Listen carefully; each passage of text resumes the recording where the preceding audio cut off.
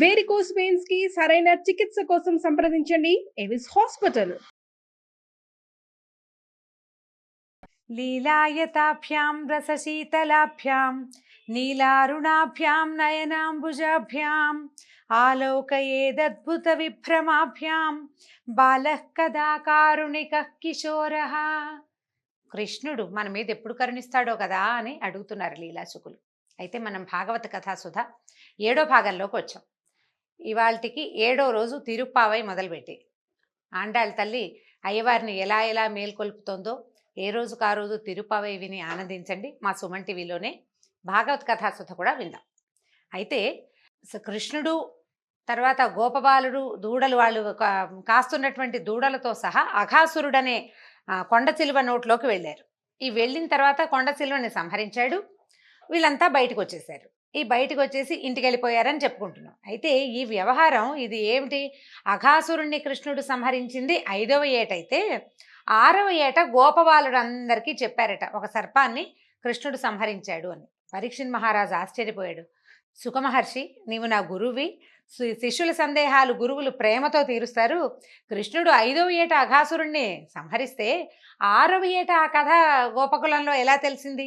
గోకులంలో సంవత్సరం పాటు విస్మయంలో ఉన్నారా గోపబాలురంతా? పైగా బోలంటే మంది, వందల మంది గోపబాలుడు, వేల గోవత్సాలు దూడలు. వీళ్ళలో ఒకళ్ళైనా వెంటనే చెప్పలేదా? ఏడాది కాలం పట్టిందని చెప్తున్నావే, అది ఎట్లా సమంజసంగా ఉంది అని అడిగాడట. అడిగితే దీనికి చెప్తున్నారు, ఈ సంవత్సరం అనే ప్రస్తావన తేకుండా ఏడాది ఎలా గడిచిందో చెప్పలేదు, నువ్వు ఎట్లా గడిచిందో చెప్పమంటున్నాడు. సుఖమహర్షి సమాధానం చెప్తున్నాడు. రాజా, చాలా మంచి ప్రశ్న వేసావు. నువ్వు వరుసగా ఎన్నో ప్రశ్నలు అడుగుతున్నావు. దానివల్ల ఏంటంటే మనకి ప్రశ్నల వల్ల కథ లోపలికి భాగంలోకి లోతులలోకి వెళ్తాం. మనం భాగవత కథలో ఎన్నో లోతులు ఉన్నాయండి. మనం సామాన్యంగా పెద్దవాళ్ళు చెప్పినట్టు ప్రవచనంగా కాకుండా కథగా చెప్పుకుంటూ వెళ్తున్నాం. పిల్లలు కూడా వింటారన్న భావనతోటి ఎక్కువ భాగవత విశేషాలు భగవద్ విశేషాల జోలికి పెద్దగా వెళ్ళటం లేదు, సుమారుగా వెళ్తున్నాం. అయినా కూడా పరీక్షిత్ మహారాజు సుఖమహర్షిని అడిగిన విశేషాలు తప్పకుండా తెలుసుకోవాలని భావించి ఈ విషయం చెప్తున్నాను అనమాట. అయితే ఈ రాక్షసుడు చనిపోయాడు, అఘాసురుడు. అతన్ని వధించే సమయానికి కృష్ణుడికి 5 సంవత్సరాల వయసే ఉంది. ఆ దేవతలు ఆనందం పట్టలేకపోయారట. ఇంత పెద్ద సర్పాన్ని చిన్న బాలక రూపంలో ఉన్న విష్ణువు వధించటం అనేది చాలా పరమాద్భుత లీలగా అనిపించింది. వాళ్ళు పైనుంచి ఆనకాలు దుందుబులు దేవదుందుబులు మోగినాయి, పైనుంచి పుష్పవృష్టి కురిసింది, అందరూ ఆనందించారు. ఈ గోకులాన్ని రక్షించడానికి కృష్ణుడు చేస్తున్న అద్భుతమైన చేష్టలు, ఆశ్రితుల పట్ల ఆయన చూపించే అపరిమితమైనటువంటి కరుణ, ఇవన్నీ ఆనందంగా అనిపిస్తోంది. అయితే ఈ గోపాలుని రక్షించటానికి కృష్ణుడు ఇంకా ఎంత దూరం వెళ్తాడో చూడాలనిపించిందట సృష్టికర్త అయిన బ్రహ్మదేవుడికి. ముందు ఒక రాక్షసిని చంపాడు, తర్వాత ఇంకొకరిని బండిని తన్నాడు, తర్వాత తృణావర్తుడితో వెళ్ళాడు, ఆ తర్వాత ఒక కొంగని చంపాడు. ఎంతమందిని చంపుతున్నాడు? కొంగని దూడ రూపంలో వచ్చిన వాళ్ళని ప్రతి వాళ్ళని సంహరించి ఈ తనతో ఉన్నటువంటి గోపాలుడిని రక్షించే ప్రయత్నం చేస్తున్నాడు. ఇంకా ఎక్కడికి వెళ్తాడు, ఇంకేం చేస్తాడో చూడాలనుకున్నాడు బ్రహ్మదేవుడు. ఏం చేశాడు? ఈ అఘాసుర సంహారం తర్వాత కృష్ణుడు ఏం చేశాడట, తన మిత్రుల్ని దూడల్ని అందరినీ యమునా నదికి తీసుకొచ్చాడు. యమునా తీరానికి భోజనం చేసి ఆడుకుందాం అనుకున్నారు. సరే, వీళ్ళు ఏం చేశారు, దూడలకి నీళ్లు తాగిచ్చి వాటిని మేతలకు వదిలిపెట్టేశారు. వదిలిపెట్టి సద్దులు తెచ్చుకుంటారు. రోజు పొద్దున్నే కదా వీళ్ళు బయలుదేరి వచ్చేది, సద్దన్నం తెచ్చుకుంటారు. బాగా ఎండెక్కే వేళకి ఇంటికి వెళ్ళిపోతారనమాట, లేదా ఎండెక్కి చల్లబడే వేళకి పొద్దుటికి ఒక మూట, మధ్యాహ్నానికి ఒక మూట కూడా కడతారు. వీటి పొద్దున్నే వచ్చేసేటప్పుడు సద్దెన్నాలు మూట కట్టి తెచ్చుకున్నారు. ఏం చేశారు, చక్కగా అన్నీ ఎవరి మూట వాళ్ళు ఊడదీశారు. ఎవరి మూట వాళ్ళు ఊడదీసి కొందరి దగ్గర పెరుగన్నం ఉంది, కొందరి దగ్గర రాత్రి చేసిన పులిహార ఉంది, ఇంకొందరు పెరుగన్నాలు రకరకాలు తెచ్చుకున్నారు. ఈ పెరుగన్నంలో నలుచుకోవడానికి ఊరగాయలు కూడా తెచ్చుకున్నారు. మరి పెరుగన్నం ఒట్టిగా తింటే డెక్క పట్టేస్తుంది, తప్పకుండా నలుచుకుందుకు ఏదైనా కావాలి. ఈ వేళ్ల సందులో ఊరగాయ ముక్కలు పెట్టుకుని ఇట్లా ఒక ముద్ద తినటం, ఊరగాయని నాలికతోటి చప్పరించటం అనమాట. కృష్ణుడికి చూపిస్తున్నారు ఇట్లా తినాలి, ఇట్లా తినాలని. ఈయన ఏం చేశాడు, చక్కగా ఈ వర్తులాకారంలో కూర్చున్నారు పిల్లలంతా. బ్రహ్మదేవుడు చూస్తున్నాడు కృష్ణుడు ఎట్లా ఉన్నాడా అని. ఈయన వేణువును ఏం చేశాడు, ఫ్లూట్ ఊదుకుంటూ తిరుగుతుంటాడు. వేణువుని గురించి మళ్ళీ చెప్పుకుందాం ఇంకొకసారి.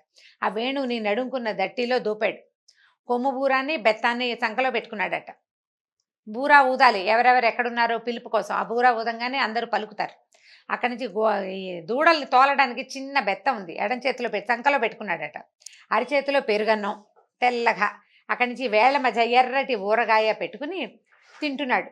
ఈ బాలురందరూ ఒకళ్ళ చేతుల్లోది ఒకళ్ళు లాగేసుకుంటున్నారు. ఒరే నీ ఊరగాయ బాగుంది, మీ ఇంట్లో బాగుంటుంది, మీ అత్తయ్య బాగా చేస్తుంది, ఇట్లా మాట్లాడుకుంటూ ఆ ఒకళ్ళ దాంట్లోంచి ఒకళ్ళు తీసుకుంటున్నారు. చద్దెన్నాలు ఎంగిలన్నాలు తింటున్నాడు కృష్ణుడు వీళ్ళతో పాటు.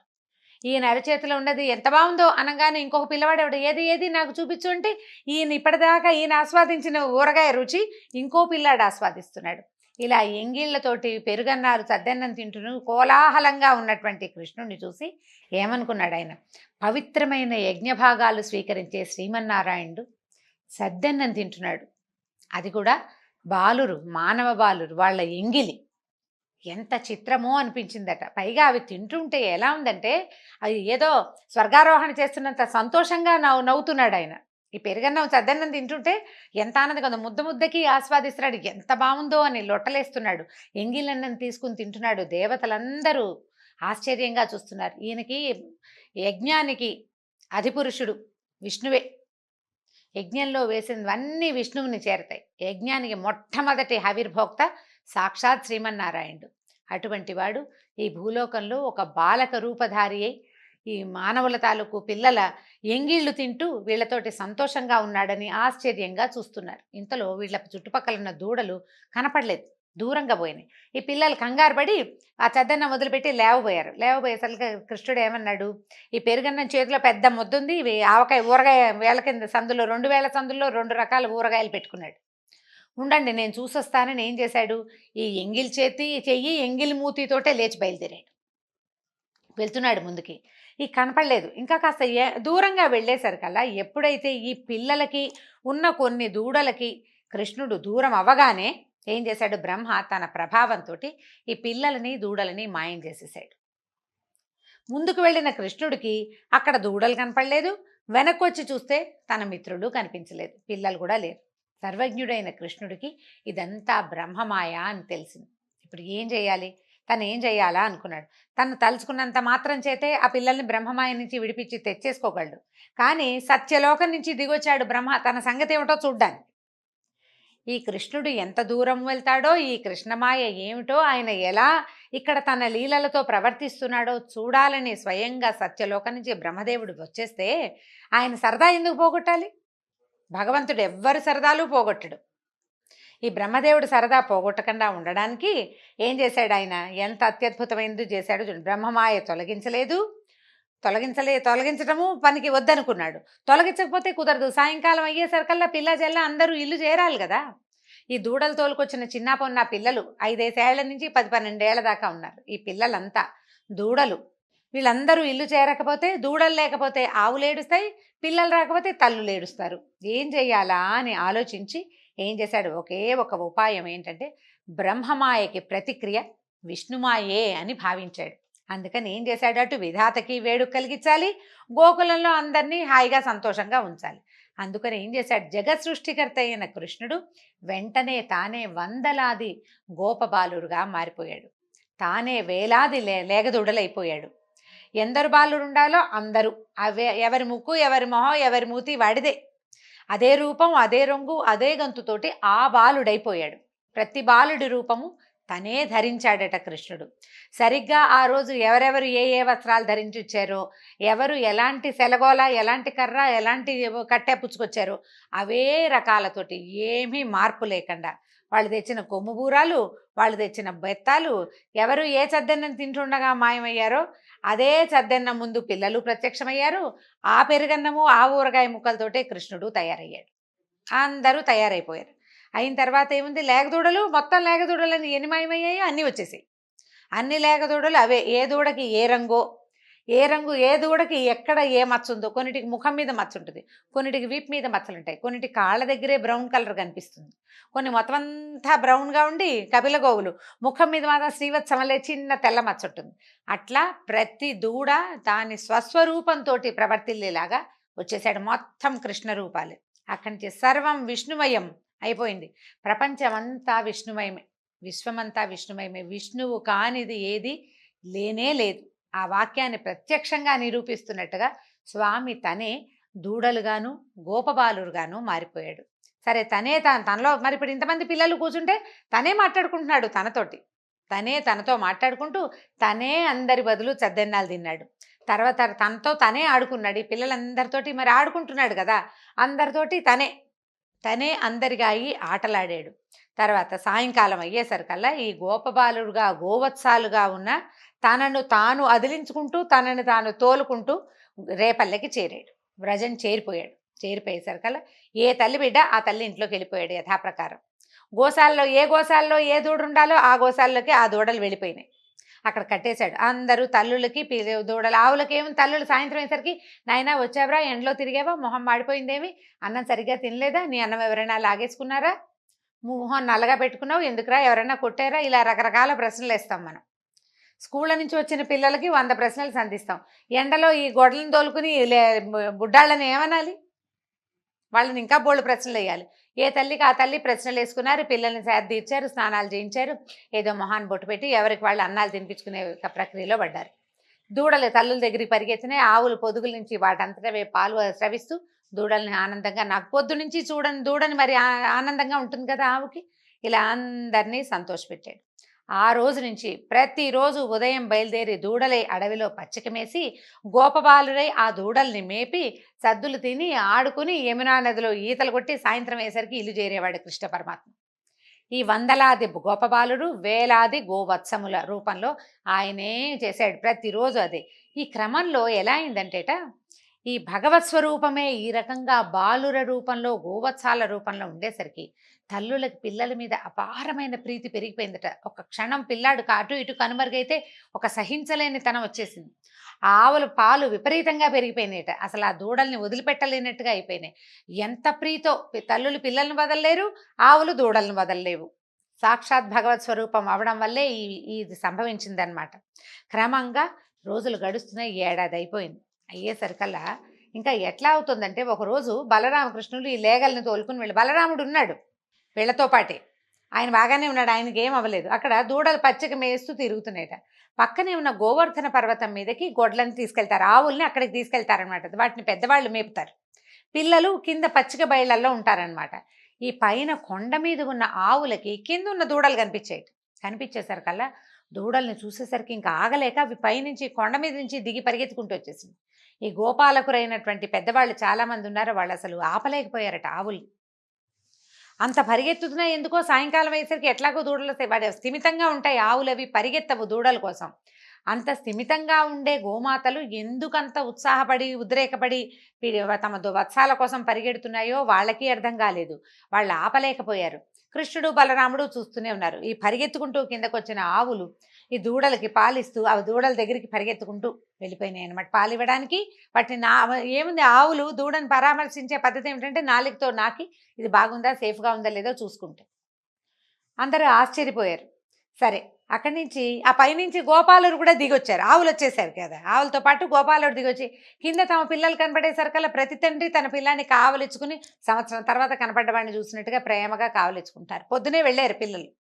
ఒక 3-4 గంటల ఉంటుంది అంతే. ఈ 3-4 గంటల విరహాన్ని కూడా తట్టుకోలేనంత అవ్యాజమైన ప్రీతి ఆ భగవత్ స్వరూపులైన పిల్లల మీద దూడల మీద కలిగిందట. అయితే ఈ బలరాముడికి ఆశ్చర్యం వేసింది. ఇదేదో మాయలా ఉంది, ఇలా ఎప్పుడూ జరగలేదు. కింద దూడలు మేయటం పైన ఆవులు మేయటం ఎప్పుడూ ఉంది. పిల్లలు కింద చిన్న దూడల్ని తోలుతూ ఉంటారు, నాన్నలు పైన ఈ గోవర్ధన పర్వతం మీద నిలబడి ఆవుల్ని మేపుతుంటారు. వాళ్ళు పరిగెత్తుకురాలా, అవి పరిగెత్తుకురాలేదు ఎప్పుడు, ఏమిటి మాయ అని. ఇలాంటి మాయ ఎవరు ప్రయోగించగలరు? ఇది రాక్షస మాయ కాదు. రాక్షస మాయలోకి దిగిన మనుషుల ప్రవృత్తి వేరే ఉంటుంది. ఇది అసలు ప్రేమ కురిసిపోతోంది ప్రవాహం అని ఈయన ఆలోచించుకుని చూశాడట. బలరాముడు అందరి వైపు చూస్తే ప్రతి ముఖంలోనూ శంఖచక్రధారి పీతాంబరుడు అయిన సర్వాలంకార శోభితుడైన శ్రీమన్నారాయణుడే కనిపించాడు. ఆయన అనుకున్నాడు, విష్ణుమాయ నా స్వామి చేయగలడు ఇంత మాయ, సామాన్యుల వల్ల అవుతుందా? ఎవరైనా చేయగలరా? ఇంతమందిని మాయ చేయటం ఎవరి వల్ల అవుతుంది? కేవలం విష్ణుమాయకే ఇది సాధ్యమవుతుంది అనుకున్నారు.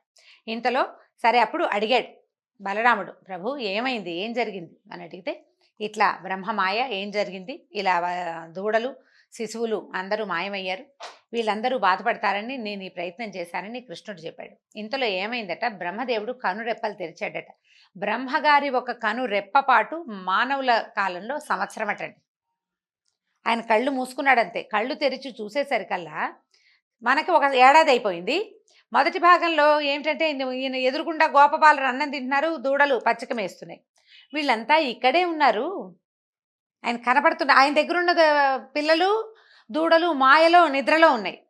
ఈ కింద కళ్ళు తెరిచి చూసరికల్లా కృష్ణుడు కూర్చునున్నాడు, ఈ పిల్లలు కనిపిస్తున్నారు, తద్దన్నాలు తింటున్నారు, దూడలు అన్నీ కనిపిస్తున్నాయి.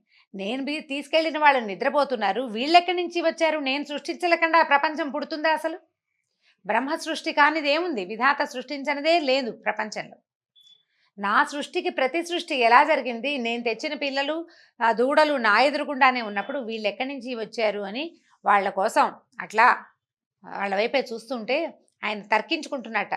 పగటి సూర్యకాంతిలో మిణుగురు పురుగుల కాంతి కనపడదు. అలాగే ఈ విశ్వమంతా ఎవరి మాయ చేత మోహింపబడుతుందో అతని ముందు సృష్టికర్త కూడా మిణుగురు పురుగే. ప్రపంచాన్ని సృష్టించేవాడు కూడా ఈ మాయని సంకల్పించిన వాడి తాలూకు శక్తి ముందు చాలా చిన్నదైపోతుంది అని అనుకుని ఆయన తన మాయ వెలవెలపోయిందని, విష్ణుమాయే పూర్తిగా ప్రపంచమంతా ఆవరించి ఉందని అనుకుని ఏం చేశాడట, అట్లా దండం పెట్టుకుంటూ ఉండిపోయాడు నమస్కరిస్తూ ఈ రూపాల్లో కనపడుతున్న విష్ణువుకి. వెంటనే విష్ణువు తన మాయ తొలగించాడట. తెర తొలగిపోయింది. అక్కడ ఏమీ లేదు. అక్కడ ఉన్న శిశువులు, గోవత్సాలు అంతా విష్ణుమయమే. దాంతో సరే, ఎదురుగుండా ఉన్నవాళ్ళు ఎవరున్నాడు? సాక్షాత్ విష్ణువు. మేఘశ్యామల వర్ణుడు, పచ్చని పట్టు వస్త్రం కట్టుకుని 4 చేతుల్లో శంఖచక్ర గదాపద్మాలు ధరించి, వక్షస్థలం మీద శ్రీవత్స చిహ్నంతో, అమూల్య రత్నాభరణాలతో, ఆపాద పర్యంతము వనమాలతో చిరునవ్వులు చిందిస్తూ ఈ వందలాది వేలాది ప్రాణుల యందు నిలబడి కనిపించాడు. దాంతో ఈయన ఏం చేశాడంటే, అప్పటిదాకా దేహదారులందరూ బ్రహ్మని సేవిస్తారు. ఎందుకంటే చీమ నుంచి బ్రహ్మాండ పర్యంతం, పిపీలికాది బ్రహ్మాండ పర్యంతం అన్నీ కూడా స్వామిని సేవించేవారు. సృష్టించేవాడు బ్రహ్మ అనేది నియమం ప్రకారమే మనకు తెలుసు. కానీ ఆయన తలుచుకుంటే ఆ సృష్టికి ప్రతి సృష్టి భగవంతుడు అవలీలగా హేళగా చేయగలడని బాల రూపంలోనే ఆయన నిరూపించాడు. సరే, అక్కడి నుంచి ఆ పరమాద్భుతమైన ఈ విషయాన్ని చూసి ఈ స్వయంభువైన ఈ బ్రహ్మదేవుడు చిత్తరువుగా నిలబడ్డాడు. తర్వాత ఒక క్షణమాగి తేరుకుని హంసవాహనం నుంచి దిగి 4 తలలు నేల కంటేలాగా కృష్ణుడికి దండం పెట్టాడు. పెట్టి, నాయన, నిన్ను పరీక్షించటం నా ఉద్దేశం కాదు, నిన్ను తెలుసుకోవాలనుకున్నాను అంతే అని చెప్పి అపరాధం క్షమించమని అడిగాడు. దూడలు బాలురు ఏడాది క్రితం ఎక్కడ ఉన్నారో వాళ్ళని అక్కడికే వచ్చేలాగా చేసేసాడు. అప్పుడే మూటల్లోంచి తీస్తున్న పెరుగన్నము, ఆవకాయన్నము, పులిహార, చద్దన్నాలు అన్నీ సేమ్ డిటో అలాగే ఉన్నాయి. ఏమీ మార్పు లేదు. సంవత్సరం గడిచిందని బలరామకృష్ణులకి మాత్రమే తెలుసు. మిగిలిన బాలుడికి ఎవ్వరికీ తెలియదు. ఇక దూడల్ని వెతికి అంత తొందరగా వచ్చేసావు, క్షణంలో దూడలు తోలుకొచ్చేసావు కృష్ణ, నువ్వెంత చురుకో, నీలాగా చేయగలిగేవాడు ఎవడూ లేడు అని చెప్పేసి అందరూ పిల్లలంతా అనుకున్నారు. నువ్వు ఇప్పుడే రావు, నువ్వు వచ్చే లోపల నీ పెరుగన్నం తినేద్దాం అనుకున్నాము, నీ పెరుగన్నం కూడా మేమే తినేద్దాం అనుకున్నావు. యశోదమ్మ పెరుగన్నం చాలా బాగా కడుతుంది, కానీ నువ్వు మాత్రం భలే వచ్చేసావు, అన్నం మీద మోహంతో వచ్చేసావు అనేసి నవ్వుద్దు ఏడిపించారు అందరూ. అవునన్నాడు. 5-6 సంవత్సరాల పిల్లవాడు ఎట్లా స్పందిస్తాడో అలాగే స్పందించాడు కృష్ణుడు. అక్కడి నుంచి, రారా, నీ చేతిలో అన్నం ముద్ద కూడా అలాగే ఉంది, దూడలు తోలుకొస్తూ అన్నం తినడం మానేసావు, తిను మీ అమ్మకి ఆకలిస్తుందని ఆ చేతిలో ఉన్న అన్నం తినిపించారు. ఆవకాయ ముద్దలు అందరూ పలుచుకుని తిన్నారు. హాయిగా ఆనందంగా తిని ఆడుకుని సాయంకాలం చీకటి పడే వేళకి అందరూ బృందావనానికి తిరిగి వచ్చేశారు. ఈ గోకులానికి చేరంగానే పిల్లలంతా రకరకాల హావభావాలు ప్రదర్శిస్తూ, ఇంత పెద్ద పాము అలా ఎలా పడుకుందో, మేము అంతకుముందు కొంగని చంపాడు కృష్ణుడు, దీన్ని చంపలేడాన్ని మేమందరం అందులోకి వెళ్ళిపోయాం, కృష్ణుడు ఇలా నుంచున్నాడు, దాన్ని ఇలా చేసేసాడు, దాని నాలుకని కాలుతో తొక్కాడు, పెద్ద మంట వచ్చింది, అది కృష్ణుడిలో లీనమైపోయిందని పిల్లలందరికీ చెప్పారు, వాళ్ళ ఇంట్లో ఉన్న వాళ్ళందరికీ. ఇది ఏడాది క్రితం జరిగిందని ఎవ్వరికీ తెలియదు, కానీ నిజానికి ఏడాది క్రితమే జరిగింది. ఈ 1 సంవత్సర కాలం గడిచిపోయింది. నిన్నటిదాకా మన దగ్గర ఉన్న పిల్లలు ఇవాళ పొద్దున వెళ్ళిన పిల్లలే ఇప్పుడు వచ్చిన పిల్లలని అనుకోలేదు వాళ్ళు. అది ఇప్పుడే జరిగిందని తల్లిదండ్రులు మొత్తం గోకులంలో ఉన్న వాళ్ళంతా భావించారు. ఆ తర్వాత ఈ సుఖమహర్షి పరీక్షిత్తుకి సందేహం ఇలా తీర్చాడనమాట. ఈ ఏడాదికి కృష్ణుడికి 5 నుండి 6 సంవత్సరాలు వచ్చినాయి అని చెప్పారు. దీంతో ఈరోజు భాగవత కథాసుత సమాప్తం. వచ్చే భాగంలో మరిన్ని కొత్త కథలతోటి కలుసుకుందాం. నమస్కారం.